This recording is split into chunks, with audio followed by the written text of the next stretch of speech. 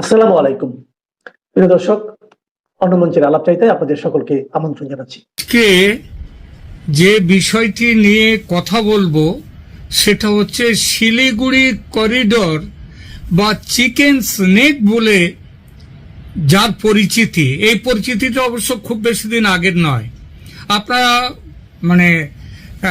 দিল্লির বিখ্যাত বা কুখ্যাত যেটাই বলুন না কেন, যে যার ভারত বিরোধী হিসেবে এবং কাশ্মীরের বিচ্ছিন্নতাবাদী আন্দোলনের অন্যতম জনক, বর্তমান জনকদের মধ্যে, এবং দিল্লিতে ওই সিএএ নিয়ে যে দাঙ্গানা যে হিংসাত্মক ঘটনা ঘটেছিল তার যে অন্যতম মস্তিষ্ক, তার নাম হচ্ছে শারজিল ইমাম।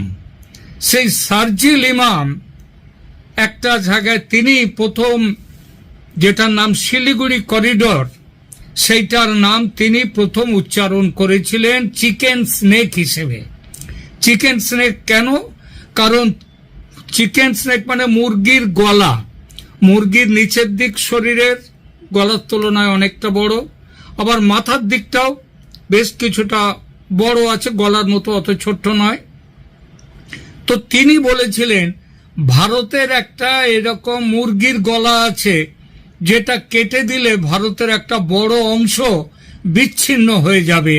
এই জায়গাটা শিলিগুড়ি করিডোরের নামটা তিনি দিয়েছিলেন চিকেন স্নেক, এবং সেইখান থেকে এই নামটা এত জনপ্রিয় হয়ে গেছে, যদি ভারতের নয়, ভারতের বিশেষ বন্ধু বাংলাদেশের যদি অল্প ছোট্ট ছেলে মেয়েদেরও যদি জিজ্ঞেস করা হয় ভারতের কোন জায়গাটার নাম তোমার কাছে সব থেকে চেনা, সব থেকে বেশি চেনা, তাহলে বলবে যে চিকেন স্নেক।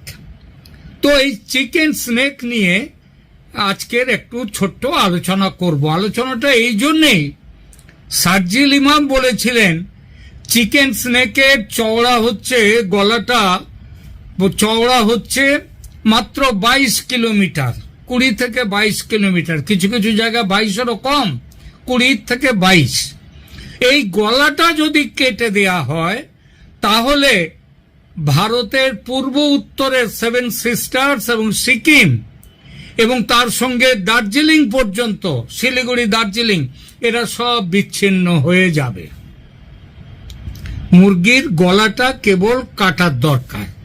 তো এই কাটাটাকে আবার জবাই করবার জন্য খুব ব্যস্ত হয়েছিলেন বাংলাদেশের হাসিনা উত্তর সরকার, মোহাম্মদ ইউনুস সরকার। সেই ইউনুস সরকারের তারা খুব এইটা নিয়ে হইচই করেছিল, ছবি আঁকা টাকা, এমনকি এই উত্তর পূর্বের রাজ্যগুলোকে ভারতের থেকে বার করে বাংলাদেশের সাথে জুড়ে নিয়ে একটা মানচিত্র তৈরি করে সেটা পাকিস্তানের যে সেনা অধ্যক্ষ যিনি এসেছিলেন তাকে দান পর্যন্ত করেছিলেন মোহাম্মদ ইউনুস। তারপর মোহাম্মদ ইউনুসের পরে তারেক রহমান এসছেন, এবং তাদেরও একটা চেষ্টা হচ্ছে চিকেন স্নেকটাকে কেটে ভারত থেকে উত্তর পূর্বের রাজ্যগুলোকে বিচ্ছিন্ন করে দেওয়া, তাহলে একটা ভালো রকম বদলা নেওয়া যাবে। বদলাটা বাংলাদেশের যত না তার থেকে বেশি পাকিস্তান এখনো ভুলতে পারেনি বাংলাদেশকে কেটে নেওয়াটা, পূর্ব পাকিস্তান থেকে কেটে নেওয়া। তো শারজিল ইমাম এই বিষয়ে যে কথাগুলো বলেছিলেন তার মধ্যে উনি যুক্ত করেছিলেন একটা কথা, সেটা হচ্ছে এই 20 থেকে 22 কিলোমিটার চওড়া এই গলাটা কেটে ফেলা খুব সহজ, আর সেই থেকে চারদিকে রটে গেছে চিকেন স্নেকের চওড়া হচ্ছে 20 থেকে 22 কিলোমিটার। লম্বা কত? দৈর্ঘ্যে 60 কিলোমিটার, কিন্তু চওড়া 20-22 কিলোমিটার, মানে যেটা খুবই সামান্য একটা দেশের পক্ষে। অতএব এটা কেটে দেওয়ার চেষ্টা হোক। এবং লোকের মাথায়ও ঢুকে গেছে চিকেন স্নেক লম্বা 60 কিলোমিটার, চওড়া 22 কিলোমিটার, 22-এরও কম। তো এই খবরের ওপরে আজকাল দেখতে পাচ্ছি ওয়েস্ট বেঙ্গল বলবো না, ইন্ডিয়ার, ভারতের পশ্চিমবঙ্গেরও আছে 2-4টে আছে, তারা এই চিকেন স্নেক নিয়ে একটা কথা বলছে, সেটা হচ্ছে চিকেন স্নেক নাকি 60 কিলোমিটার, এই 22 কিলোমিটার থেকে 42 কিলোমিটার চওড়া হয়ে গেছে। আর বাকি আছে এখনো 2 কিলোমিটার। এবং কিভাবে মানে 44 কিলোমিটার চওড়া করে নেওয়ার ব্যবস্থা করে ফেলেছে ভারত। 42 কিলোমিটার চওড়া ইতিমধ্যে হয়ে গেছে, আর 2 কিলোমিটার বাকি আছে। কিভাবে হলো চওড়া? চওড়া হলো তাদের আগে প্রথম বলতো অনেকেই যে বাংলাদেশের রংপুরের ভেতরে ঢুকে গেছে ভারত, ঢুকে গিয়ে রংপুরের অংশ দখল করে নিয়ে 42 কিলোমিটার হয়ে গেছে। আজকাল আবার আরেকটা থিওরি আসছে। এই থিওরিটা হচ্ছে যে 22 কিলোমিটার আগে যে ছিল তার বাইরেও নাকি আরো কিছু জায়গা ছিল, সেগুলোকে বলা হয় বাফার্স ল্যান্ড বা নোম্যান্স ল্যান্ড। আবার অনেক সময় দেখা গেছে জঙ্গলের জায়গা, মানে সেই জায়গাগুলো নাকি এখন পরিষ্কার করার ফলে 22 কিলোমিটার 44 কিলোমিটার হয়ে গেছে। মানে 42 হয়েছে, আর 2 কিলোমিটার এখনো ফর্সা মানে সাফ করা হয়নি, ওটা করলে 44 কিলোমিটার হবে। তা এর মধ্যে নাকি 10 কিলোমিটার 10টা গাঁও হচ্ছে, 10টা গ্রাম হচ্ছে নাকি বাংলাদেশের দিকে যে চিকেন স্নেকের অংশ সেখানকার, সেই গ্রামগুলো নাকি বাংলাদেশিরা দখল করে নিয়ে ভারতের জায়গা এইটা দখল করে নিয়ে বসেছিল। ভারতের বিএসএফ এখন এই জায়গা দেখছে না, ভারত সরকার এই জায়গাটাকে তুলে দিয়েছে আর্মির কাছে, ভারতের সেনার কাছে, এবং সেনা নাকি জায়গাগুলো একেবারে খালি করে ফেলেছে, ফলে কিছু বেড়ে গেছে ওদিকে। আবার আরেকটা সাইড তো নেপাল চিকেন স্নেকের, এক সাইডে বাংলাদেশ এক সাইডে নেপাল। নেপালের দিকেও নাকি অনেক জঙ্গল পাহাড়ি জায়গা ছিল, সেই জায়গাগুলোকে নাকি আর্মি একদম সমতল করে ফেলেছে এবং সেখান থেকে রাস্তা বাস্তা তৈরি হচ্ছে, এর ফলে নাকি জায়গাটা বেড়েছে। আমি আজকে এই বিষয়টা নিয়ে গাঁজাখুরি অনেক রকম গল্প চলে, কিন্তু একটু সত্যিটার দিকে যদি একটু নজর দিয়ে দেখা যায় তাহলে বোঝা যায় যে সত্যিটা কি। প্রথম কথা যে শিলিগুড়ি করিডর, আপনাদেরকে একটু মানচিত্রটা একটু দেখিয়ে নিই। এই যে একটা এখানে লেখাগুলো উল্টো পড়ে যাচ্ছে, ফলে আপনারা দেখতে অসুবিধা হবে, আমি সেই জন্য বলে দিচ্ছি। এই হচ্ছে চিকেন স্নেকের জায়গাটা, এই যে জায়গাটা এইটা হচ্ছে চিকেন স্নেক। এই চিকেন স্নেকের একদম ওপরের যে জায়গাটা আছে সেই জায়গাটার নাম হচ্ছে, এই যে দেখছেন একদম ওপরের যে জায়গাটা, এটা হচ্ছে সেবক। তার নিচে আসছে জলপাইগুড়ি, তার নিচে শিলিগুড়ি, তার নিচে বাগডোগরা, তারও নিচে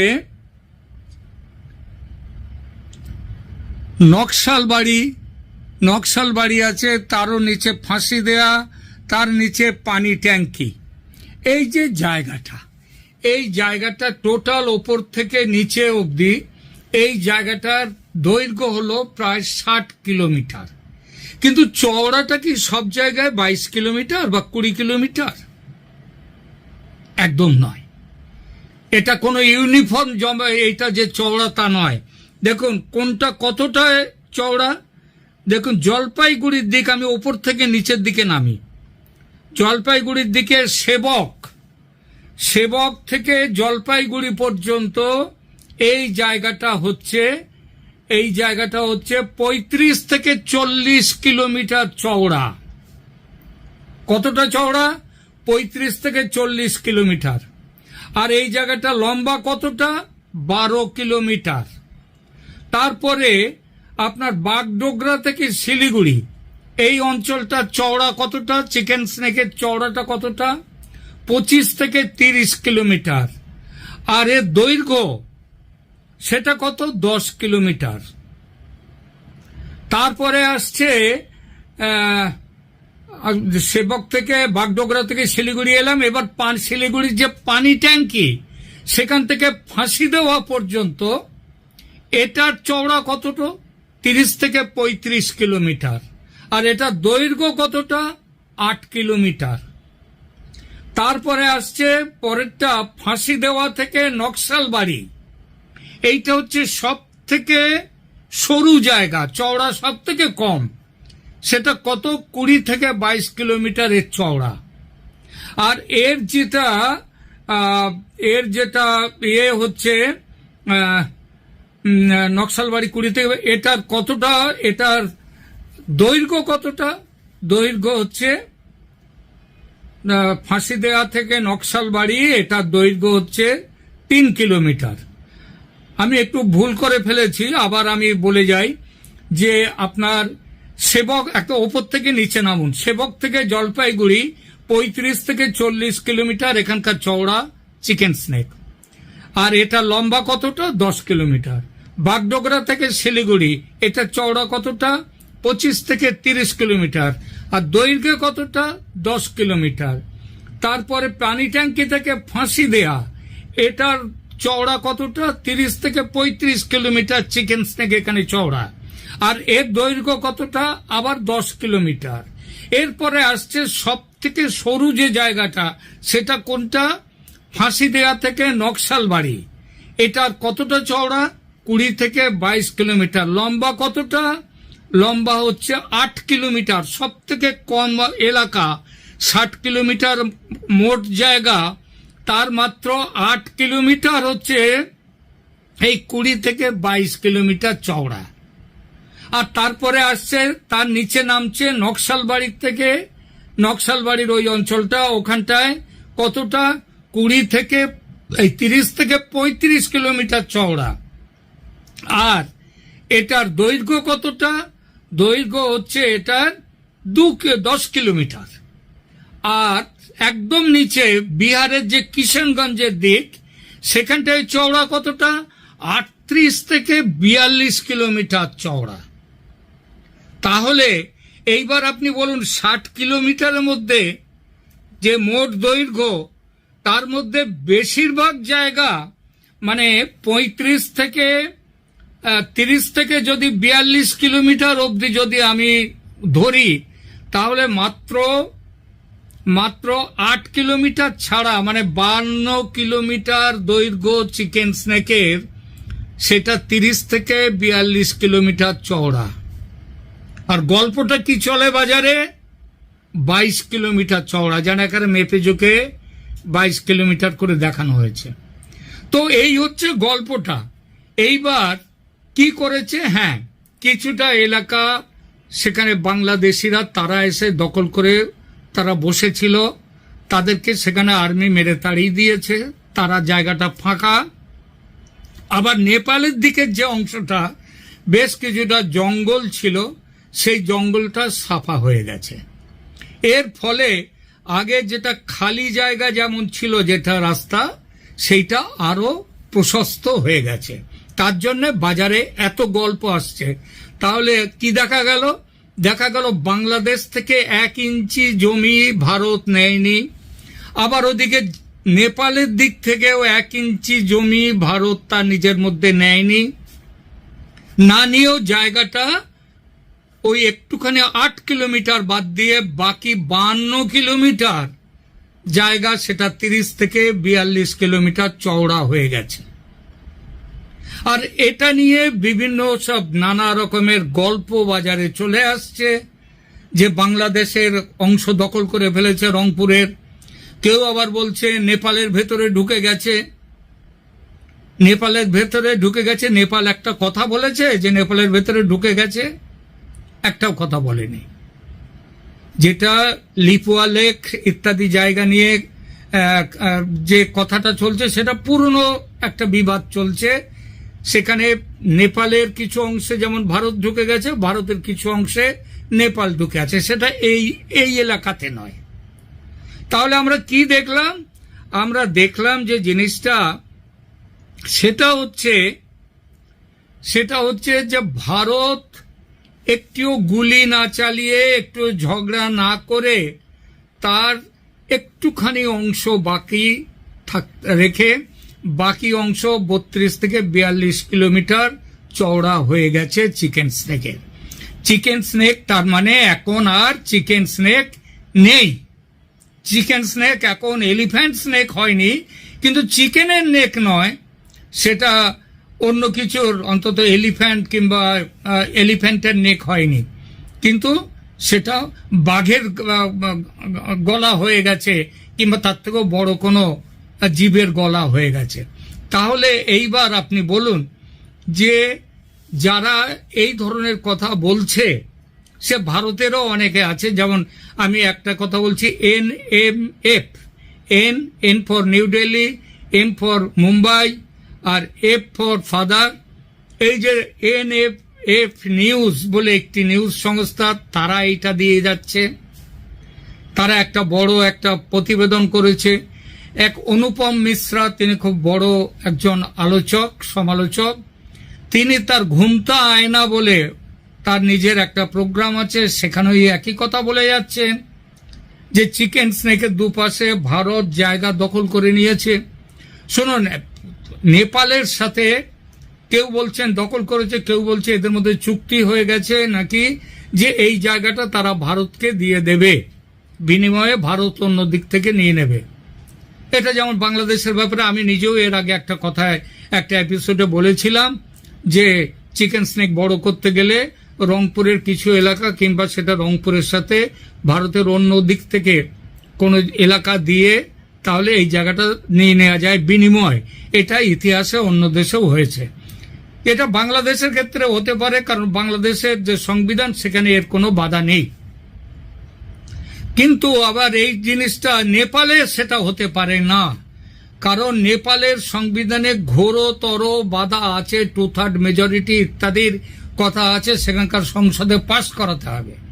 প্রশ্নটা হচ্ছে ভারত এটা যতদিন নেপালে রাজতন্ত্র ছিল ভারত এইটা পাশ করাতে পারতো যদি ভারতের মাথায় ঢুকতো, কিন্তু মাথায় তো ঢোকেনি।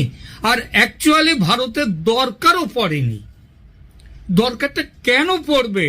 কারণ 20-22 কিলোমিটার তো নয়, এটা 42 কিলোমিটার, 30 থেকে 45-42 কিলোমিটার পর্যন্ত চওড়া জায়গা। এটা যথেষ্ট জায়গা, এটা যথেষ্ট। সুতরাং আপনারা যে এই অনেকে একটা ট্রেন্ডিং নিউজ কিংবা একটা খুব গলা ফাটানো গল্পের নাম দিয়ে এই যে সমস্ত ট্রেন্ডিং করে যারা এইসব খবর দিচ্ছে, এই খবরগুলো দয়া করে বিশ্বাস করবেন না। আর চিকেন স্নেক আপনাদেরকে বলে দিই, আদৌ চিকেন স্নেক নয়। ওই 8 কিলোমিটারের জায়গায় উপর নিচে বাদ দিয়ে মাঝখানের 8 কিলোমিটারের জায়গা কে আসবে ওখানে লড়তে? কে আসবে ওখানে লড়তে? হ্যাঁ, একটা বিরাট এলাকা যদি এরকম ভাবে থাকতো সেটা আলাদা কথা ছিল। আর তবুও এই জায়গাটা যেহেতু জায়গাটা ভালনারেবল, তার জন্য ভারত ইতিমধ্যে সেটা একেবারে নতুন নতুন গ্যারিসন খুলে, একের পর এক গ্যারিসন খুলে জায়গাটাকে দুর্ভেদ্য দুর্গে তৈরি করেছে। শুধু দুর্ভেদ্য দুর্গ মাটির ওপরে নয়, মাটির নিচে। কয়েকদিন আগে আমি একটি এপিসোড করেছি, সেখানে পরিষ্কারভাবে বলেছি ভূগর্ভে 6 তলা বাড়ির নিচে প্রায় 65 থেকে 80 ফুট নিচে, মাটির নিচে পাক্কা বাংকার, এবং সে বাংকার এমন বাংকার হচ্ছে যে মিসাইল এবং ব্লাস্টার মানে বাংকার ব্লাস্টার বোম কিচ্ছু করতে পারবে না সেই জায়গায়, এমনকি পারমাণবিক অস্ত্র পর্যন্ত সেখানে পৌঁছতে পারবে না। এইভাবে তৈরি করছে। কিন্তু এরপর থেকে দয়া করে কেউ বলবেন না চিকেন স্নেক 20-22 কিলোমিটার চওড়া, কেউ বলবেন না। ওটা চিকেন স্নেকের 20-22 কিলোমিটার নয়। চিকেন স্নেকের সব থেকে বেশি অংশ 60 কিলোমিটারের মধ্যে 52 কিলোমিটার অংশ, সেটা হচ্ছে প্রায় 42 কিলোমিটার পর্যন্ত চওড়া। তাহলে কি চিকেন স্নেক বলবেন? বলবেন না। এখনকার মতো এখানেই রাখছি। যদি এইটা ভালো লেগে থাকে আপনাদের আমার এই এপিসোড, অনেক খেটে খুঁটে অনেক পরিশ্রম করে এটা তৈরি করেছি, সুতরাং দয়া করে আপনাদের মন্তব্য জানাবেন, মতামত জানাবেন। ভালো লাগলে আমার এই চ্যানেলকে সাবস্ক্রাইব করবেন।